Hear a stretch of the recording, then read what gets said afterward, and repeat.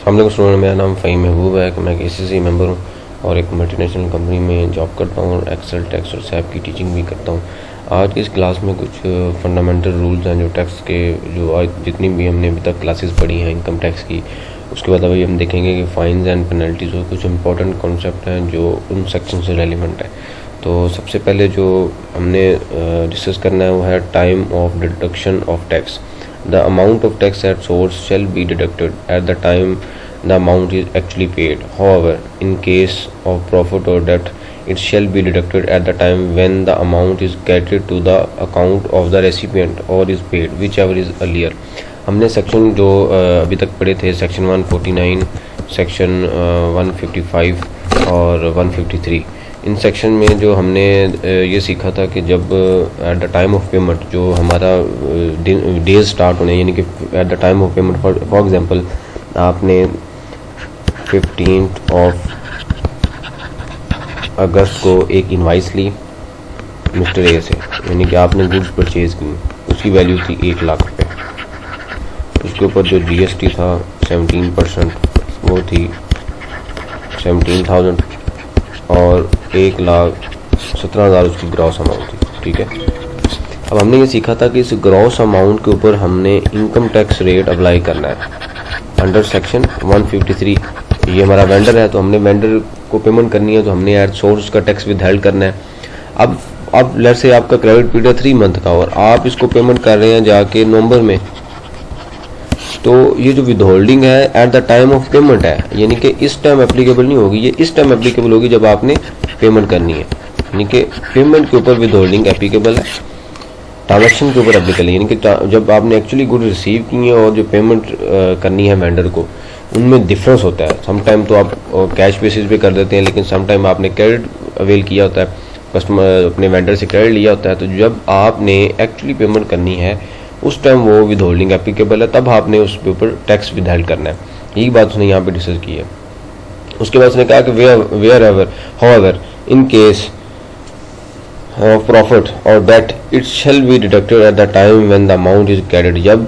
जब एक्चुअल में अमाउंट आपके अकाउंट में ट्रांसफर होगा प्रॉफिट, तब उसके ऊपर विदहोल्डिंग, यानी कि बैंक आपसे तब विदहोल्डिंग आपसे वहाँ पे डिडक्ट करेगा, यानी कि इन दोनों में से जब एक्चुअल क्रेडिट हुआ और जब पे हुआ, इन दोनों में से जो अर्लियर डेट है उसके ऊपर विदहोल्डिंग डिडक्ट हो जाएगी। उसके बाद issuance of certificate of tax deducted. ठीक है, अब क्या है कि आपने जो मैंने अभी एग्जांपल दी थी सैलरी के केस में, वेंडर के केस में, रेंट के केस में, जिन लोगों का भी आपने withholding tax at source deduct किया हुआ है, एक साल के एंड पे वो आपसे सर्टिफिकेट रिक्वायर करेंगे कि हमारा जो टैक्स कटा हुआ है उनकी हमें डिटेल दे दें, जो आपने टैक्स डिडक्ट करके हमें डिपॉजिट करवाया हुआ है उसके हमें डिटेल दे दें। तो उसकी डिटेल के लिए क्या अब इसको हम डिस्कस करते हैं। Every person deducting or collection tax at source shall issue copies of the challan of payment or any other equivalent document along with the certificate to the person from whom the tax has been deducted or collected. This certificate shall be in the PSK form and contain along with other things the information about the amount paid and the tax deducted. This certificate shall be considering as evidence to the payment of the tax on behalf of the taxpayer and shall be furnished along with the return of income. कि जब उन्होंने अपनी income फर्ज करे, आप मैं एक salary individual उसका आपने टैक्स पूरे साल का डिडक्ट किया हुआ है, तो जब उसने अपनी रिटर्न फाइल करनी है तो वो एक अपने एम्प्लॉयर को लेटर लिखेगा या उसको ईमेल करेगा या वर्बली उसको या रिटर्न कुछ भी किसी भी तरीके से इन्फॉर्म करेगा कि मुझे जो पूरे साल में आपने मेरे नाम पे टैक्स डिडक्ट किया हुआ है और डिपॉजिट करवाया है, मुझे उसकी डिटेल दें। तो उसके ऊपर जो एम्प्लॉयर है उसको एक सर्टिफिकेट देगा, और नीचे हम डिस्कस करते हैं कि उसका फॉर्मेट क्या है। This certificate shall be issued in the PSK form and with in a period of 15 days after the end of the financial year, यानी कि 30 जून के 15 दिन के बाद आपने इशू करना है। ये एज़ पर लॉ है, लेकिन ये नॉर्मली जून का टैक्स हम जुलाई में जाके जमा करवाते हैं, या लेट किसी भी वजह से लेट हो सकता है, तो ये लेट हो सकता है, लेकिन एज़ पर लॉ हमने पढ़ा था कि हमने 15 डेज के अंदर टैक्स जमा करवाना है। इसका मतलब ये हुआ कि 30 जून पे जो टैक्स विदहेल्ड किया हुआ वो आपने 15 जुलाई तक उसकी स्टेटमेंट फाइल करनी होती है, विदहोल्डिंग स्टेटमेंट फाइल करनी होती है। इसी वजह से उन्होंने यहाँ पे 15 डेज का जिक्र किया है। और उसके बाद है द फाइनेंशियल और डिसकंटिन्यूशन ऑफ द बिजनेस etc। अगर आपने बिजनेस खत्म किया तो उसके 15 दिन के बाद भी आपने उसको इशू करना है। Where the person from home tax has been deducted और collected request for the certificate before the end of the financial year, the certificate shall be issue within 7 days of the days when the request was received when the request was made. तो इसका मतलब है अगर during the year आपसे कोई लेता है तो आपने कोई डेटा डिमांड करता है तो आप 7 डेज के अंदर उसको उस डेट तक जितना डिपॉजिट आपने करवा दिया है उसकी डिटेल बना के उसको दे देंगे। Where the certificate issue by the withholding agent has been lost, stolen और destroyed, duplicate of the same may be issued if so requested. ये ऑन डिमांड ऑन रिक्वेस्ट अगर कोई डिमांड करता है तो आप उसको देंगे। आगे हम देखते हैं कि सर्टिफिकेट का फॉर्मेट क्या है। सर्टिफिकेट ऑफ कलेक्शन और रिडक्शन ऑफ इनकम टैक्स, ठीक है। अब ये फॉर्मेट है जिसमें सीरियल नंबर है, कोई आपका यूनिक सीरियल नंबर होगा जो आप मतलब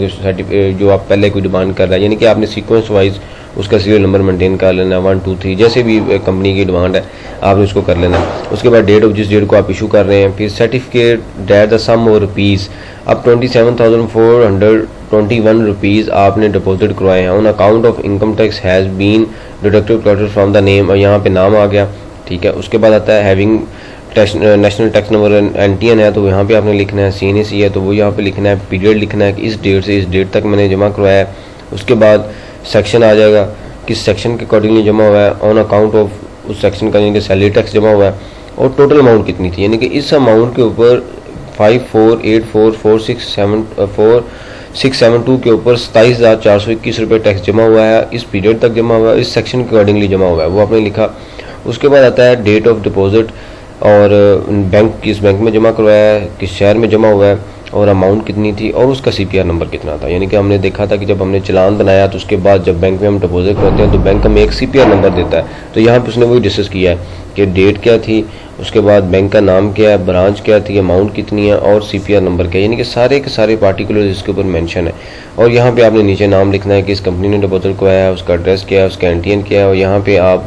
डेजिग्नेशन लिख देंगे कि जो साइन करके वो दे रहा है उसका डेजिग्नेशन है, और यहाँ पे नाम लिख के आपने उसको साइन करके दे देना, यानी कि कंपनी का जो रिप्रेजेंटेटिव। ये इन्फॉर्मेशन नीचे वाली जो है कंपनी DC कलेक्टिंग डिडक्टिंग, यहाँ तक जो इन्फॉर्मेशन है ये कंपनी के इंटरनल है। इसका मतलब ये हमने सर्टिफिकेट बनाया और इसको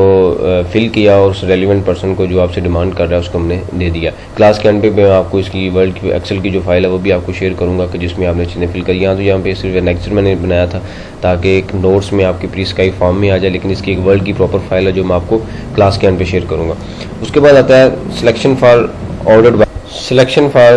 ordered by board. The Federal Board of Revenue (FBR) may select a person or a class of person for audit of income tax affairs. The selection shall be through computer ballot, whether random or parametric, at the discretion of the FBR. The parameters shall be kept confidential. ठीक है, parameter जो है उन्होंने confidential रखे हुए हैं। अब इस सेक्शन ये जो वर्ड है ये कह रहे हैं कि जो भी आप काम कर रहे हैं, जो भी आप मंथली स्टेटमेंट फाइल कर रहे हैं, एनुअल इनकम टैक्स रिटर्न जब हमारी क्लास में डिस्कस करेंगे वो हमने फाइल की, तो किसी भी बेसिस पे गवर्नमेंट आपको ऑडिट के लिए सिलेक्ट कर सकती है। उनमें एक होता है कि साल की एंड पे वो रैंडम बुलेटिन करनी है, उसमें भी आपका नाम आ सकता है, और जो उसके पैरामीटर हैं वो उन्होंने कॉन्फिडेंशियल रखे हुए हैं कि यानी कि वो किस बेसिस पे रैंडम बुलेटिन करते हैं। उसमें 2-3 पैरामीटर जो यहाँ पे मैं डिस्कस करूँगा इंपॉर्टेंट है कि अगर आपने रिटर्न लेट फाइल की है तो फिर भी आपका नाम सिलेक्शन में आ जाएगा, यानी कि वो एक पैरामीटर है। उसके बाद अगर आपका लास्ट ईयर में प्रॉफिट था और इस साल आपने लॉस शो किया है तो फिर भी आपका जो नाम है वो पैरामीटर में, यानी कि 2-3 जो फंडामेंटल पैरामीटर्स हैं वो मैंने आपको बता दिए, लेकिन इसके अलावा जो कुछ वो पैरामीटर यूज़ करते हैं, यानी कि सिस्टम को कमांड देते हैं, उसके बाद सिस्टम आपका नाम या जो भी नाम वो लेता है उस पैरामीटर की बेस पे नाम लेता है। ठीक है, यानी कि ये जो पैरामीटर वैसे उन्होंने कॉन्फिडेंशियल रखे हुए हैं, लेकिन कुछ जो मैंने डिस्कस किए हैं ये नॉर्मल हैं जो हर जगह पे यूज़ होते हैं, और ये उनके फंडामेंटल रूल्स हैं कि रिटर्न लेट फाइल हुई है और लास्ट ईयर में प्रॉफिट था, इस साल में उन्होंने लॉस शो कर दिया है, तो उसको भी ऑडिट सिलेक्शन कर लेंगे ऑडिट के लिए। यानी कि आगे डिटेल में हम नीचे देखते हैं कि ये किस किस सेक्शन में वो ऑडिट कर सकते हैं। The person selected for audit shall be audited as provided in the section 177। अब एक सेक्शन 177 है, वो सेक्शन क्या कहता है, call for records of documents including books of accounts of the tax payer for the audit and to conduct audit under section 177। यानी कि section 177 के अकॉर्डिंगली वो आपको नोटिस भेजेंगे और आपको कहेंगे कि हर हेड वाइज जो अकाउंट आपने डिस्क्लोज किए होंगे, यानी कि सेल है, कॉस्ट ऑफ सेल है, एक्सपेंसेस हैं, जो भी आपने वर्किंग की होगी जिसकी बेस पे आपने रिटर्न फाइल की,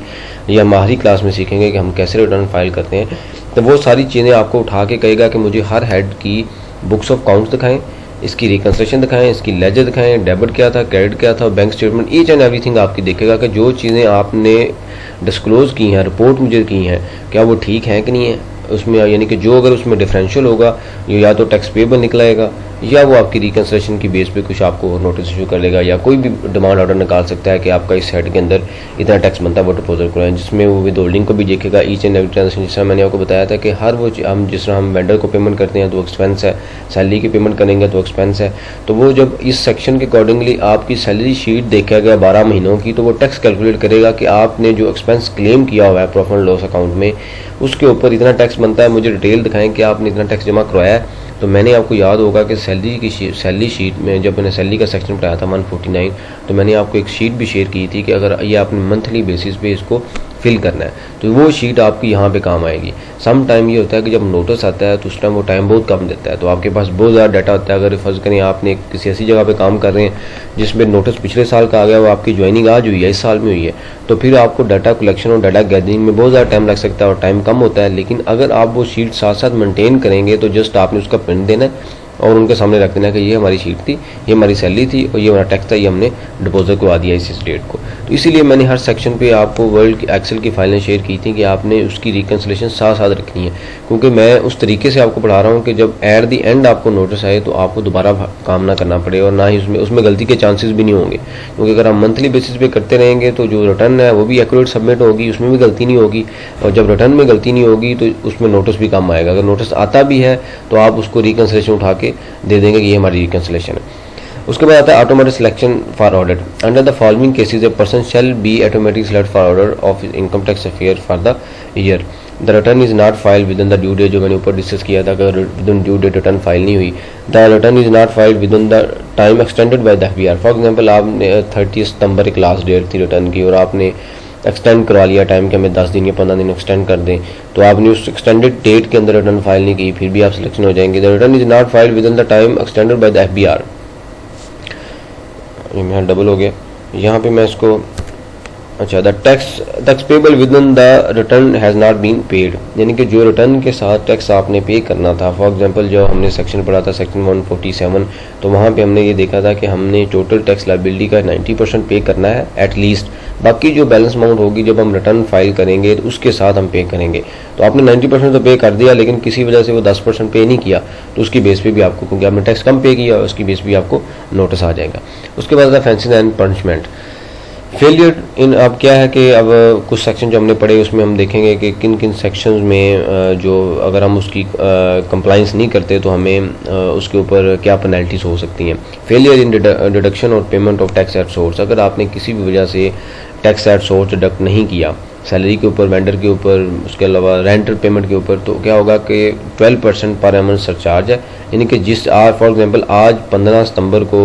या 16 सितंबर को आपने टैक्स विदहेल्ड करना था लेकिन आपने नहीं किया, वो आपको नोटिस भेजता है लेट से दिसंबर में, तो सितंबर से लेके दिसंबर तक जो टाइम पीरियड है, इस पीरियड के दरमियान टैक्स तो उसने आपसे लेना ही लेना है जितनी अमाउंट बनती है, लेकिन आपसे 12% पर एनम डिफॉल्ट सरचार्ज भी लेगा वो, यानी कि टैक्स प्लस पेनल्टी है। The date of the default, the date of the payment, ठीक है, जिस डेट को पकड़ेगा और जिस डेट को पेमेंट होगी दोनों में जो डिफरेंस होगा उतनी नंबर ऑफ डेज कैलकुलेट करेगा और उसके ऊपर 12% आपसे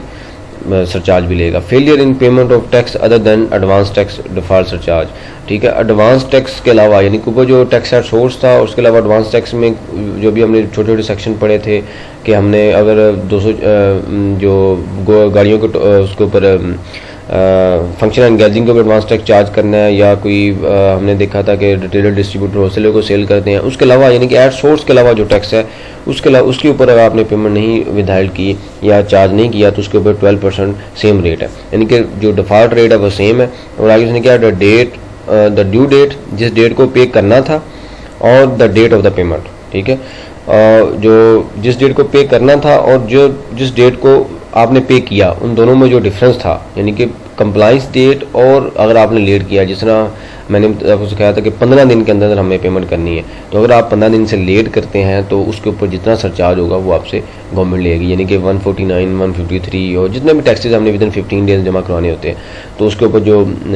जितने दिन आप लेट करेंगे उसके ऊपर 12% आपसे सरचार्ज मिलेगा। Non payment of any penalty, किसी किस्म की पेनल्टी आपको होती है। फॉर एग्जाम्पल आपका एक आपको ऑर्डर सेलेक्ट हुआ जो ऊपर हमने डिस्कस किया 177 का, और ऑर्डर सिलेक्शन के बाद आपकी अलर्ट से उसने पेनल्टी निकाल दी 1 मिलियन की और आपने वो पे नहीं किया, तो जिस डेट को उसने पेनल्टी आपको ऑर्डर इशू किया और ड्यू डेट थी पेनल्टी की, उस डेट से जिस डेट तक वो आपको दोबारा असेस करेगा, देखेगा, तब तक जितने डेज बनेंगे उसके ऊपर 12% आपसे सरचार्ज लेगा। Failure in furnishing statement within the due date, अगर आपने within due date statement furnish नहीं की, विद होल्डिंग स्टेटमेंट फाइल नहीं की, ठीक है, तो उसकी पेनल्टी क्या आ रहा है 25 for each day of the default subject. हर जितने दिन भी आप लेट करेंगे 2500 उसका, तो minimum penalty of R S 10,000, ठीक है, 2500 फॉर ईच डे, लेकिन मिनिमम 10,000 है, ठीक है। ये आप अगर आपने 15 को सबमिट करनी थी और आपने किसी वजह से लेट कर दिए तो आपको 10,000 पेनल्टी है। लेकिन अगर आप 10,000 से ऊपर यानी कि आप 5 दिन से ऊपर चले जाते हैं तो उसके ऊपर क्या होगा कि फिर आपको 10,000 प्लस उसमें अमाउंट जमा होती जाएगी। उसके बाद payment of advance tax less than 90% of the tax chargeable for the relevant tax year, 12% the amount fall short of 90%। वो जो हमने सेक्शन 147 पढ़ा था तो उसमें मैंने आपको बताया था कि अगर 90% से अमाउंट कम पे करते हैं तो उसके ऊपर डिफॉल्ट सरचार्ज भी है। First day of April in the that year, यानी कि वो पहले क्वार्टर में भी वो कहेगा कोई इशू नहीं है, दूसरे क्वार्टर में वो कहेगा ओके, तीसरे क्वार्टर में भी कहेगा, लेकिन जो लास्ट क्वार्टर है वो ड्यू कब हो रहा है, अप्रैल से जून तक, तो वो अप्रैल से आपसे सरचार्ज लेगा। जिस डेट को आपको वो सेस करेगा, देखेगा, यानी कि फॉर एग्जांपल वो 31 दिसंबर को आपको नोटिस भेजता है कि आपने टैक्स कम जमा करवाया है, तो वो क्या करेगा, नोटिस 1 जुलाई से नहीं भेजेगा, वो आपको लास्ट क्वार्टर से यानी कि 1 अप्रैल से, चूंकि वो टैक्स ड्यू था तो 1 अप्रैल से वो 31 दिसंबर तक आपको जो days default number of days calculate करके उसके ऊपर सरचार्ज लेगा, ठीक है। उसके बाद आता है ऑर्डर सेक्शन 177, जो ऊपर हमने देखा था कि जो वो सेक्शन का नोटिस भेज सकते हैं उसमें क्या क्या चीज़ें डिमांड कर सकते हैं। Income ordinance empowered a commissioner, income tax ordinance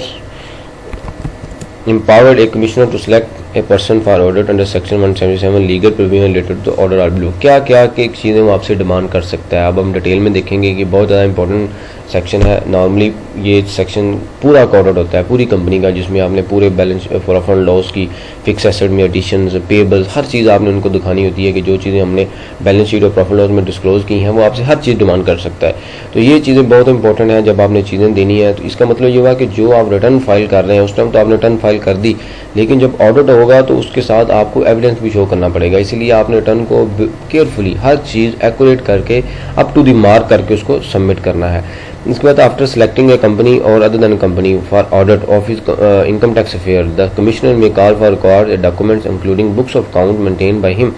under any law including income tax ordinance where such record etc have been kept electronically. The commissioner or other authorized officers shall have access to machine and software on which such data is kept. Duly attested hard copies of such information or data shall also be provided for the purpose of investigation and proceeding। यहाँ पे आपके पास कोई software है तो यानी कि इस section में उसने ये डिस्कस किया है कि आप उसको सॉफ्टवेयर तक की भी एक्सेस है, वो आपके सॉफ्टवेयर में आके भी चीज़ें देख सकता है कि आप मुझे सॉफ्टवेयर दिखाएं कि जहाँ से आप ये चीज़ें डाउनलोड कर सकते हैं। यानी कि इसका मतलब ये हुआ कि जो चीज़ भी आप डिस्क्लोज कर रहे हैं ही हैज़ अनलिमिटेड पावर, वो आके किसी भी चीज़ को टेस्ट कर सकता है कि ये चीज़ें मुझे चेक कराएं, ये चीज़ें कराएं, अगर उसको कोई इशू है उसमें। यानी कि जो डाटा आप सबमिट कर रहे हैं अगर उसको कोई इशू लग रहा है उसमें कि ये डाटा आप ठीक नहीं दे रहे तो वो जाके आपको फिजिकली आपका जो सॉफ्टवेयर है उसको भी टेस्ट कर सकता है। While calling for records it is the commissioner must record the reason in the written for such calling and the reason shall be communicated to taxpayer while calling record for the documents। जब भी वो आपको कोई record के लिए कहेगा तो वो आपको एक नोटिस भेजेगा। लेटर ऑन मैं आपको एंड की क्लासों में कुछ ऐसी चीज़ें हैं जैसे अपील से रिलेटेड है या सारा कॉन्सेप्ट अपील का भी दूंगा और कुछ ये दिखाऊंगा कि नोटिस किस तरह आते हैं, वो किस तरह चीज़ें मांगता है और कुछ आपको टेम्पलेट भी दूंगा जिसमें जो यानी कुछ नोटिस के रिप्लाई होंगे। उसके बाद maximum period within which the commissioner may call for required documents of the tax payer is the expiry of the 6th year from the end of the tax year to which they relate. For example आज आपने return file किया तो 6 सालों के दरमियान किसी भी year किसी भी डेट पे आपकी सिलेक्शन कर सकता है ऑर्डर के ऊपर, यानी कि 6 साल के बाद वो आपको सिलेक्ट नहीं कर सकता लेकिन विद इन 6 ईयर आपको किसी भी टाइम सिलेक्ट कर सकता है। While conducting order the commissioner may call for such other information and document as he made him appropriate. इसके अलावा अगर उसने कोई आपसे चीज़ें जो ऊपर डिस्कस की हैं, बुक्स ऑफ अकाउंट्स हैं, इसके अलावा कोई उसको चीज़ रेलिवेंट लगती है जैसे बैंक स्टेटमेंट्स हैं या कोई शेयर होल्डर एग्रीमेंट्स हैं, कोई भी चीज़ को रेलिवेंट लगती हैं जो वो रिक्वायर कर सकता है वो आपसे डिमांड कर सकते हैं और आप उनको देने के मजाद यानी कि उनके पास he has authority to demand anything. A person once audited in a year shall not be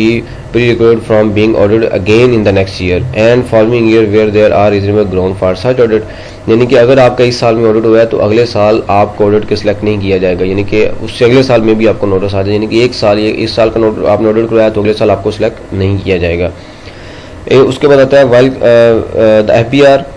or the commissioner may appoint a firm of chartered accountant or a firm of cost and management accountant to conduct an audit of the income tax affair of any person or class of person. The scope of such audit shall be determined by the board or the commissioner on a case to case basis. Sometime ये होता है कि कुछ industry में कुछ technical इस तरह की इंफॉर्मेशन आ जाती हैं जिसमें जो कमिश्नर की मतलब कि जो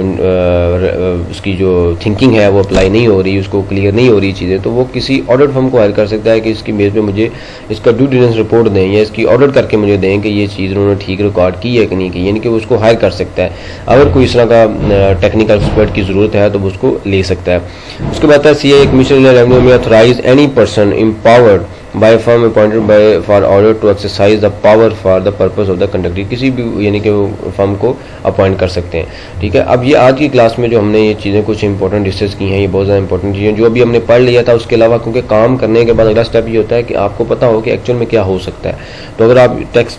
time of deduction of tax ठीक नहीं करेंगे तो आपके लिए इशू है। ठीक है, उसके अलावा आपने सर्टिफिकेट कोई आपसे डिमांड करता है तो आपने उसको सर्टिफिकेट कैसे देना है, ये भी एक प्रैक्टिकल पार्ट है। उसके बाद है कि जब आपकी ऑडिट सिलेक्शन किस वजह से ऑडिट सिलेक्शन होती है, ये भी आपको पता होना चाहिए कि अगर हम ये काम करेंगे तो हमारी ऑडिट में सिलेक्शन आ जाएगी। अगर हम काम ये नहीं करते ऑन टाइमली तो हमारी फाइन्स एंड पेनल्टीज़ क्या है। उसके बाद जब ऑडिट में सिलेक्शन हो जाएगी तो आपने क्या क्या चीज़ें देनी है। तो ये सारी चीज़ें बहुत ज़्यादा इंपॉर्टेंट थी। तो ये सारी वो चीज़ें हैं जो हमने यानी कि ऑडिट में देनी थी। तो ये बहुत ज़्यादा इंपॉर्टेंट पार्ट्स है जो आपको क्लियर होने चाहिए कि जब आप काम कर रहे हो तो आपके माइंड में ये आखिरी लास्ट थिंग्स जो आपके माइंड में होनी चाहिए कि अगर हम ये काम करेंगे तो उसका ये इशू हो सकता है, ये करेंगे तो ये इशू हो सकता है। अगली क्लास में हम इंशाल्लाह जो स्टार्ट करेंगे वो इससे आगे कुछ रेलिवेंट चीज़ें हैं वो देखेंगे, और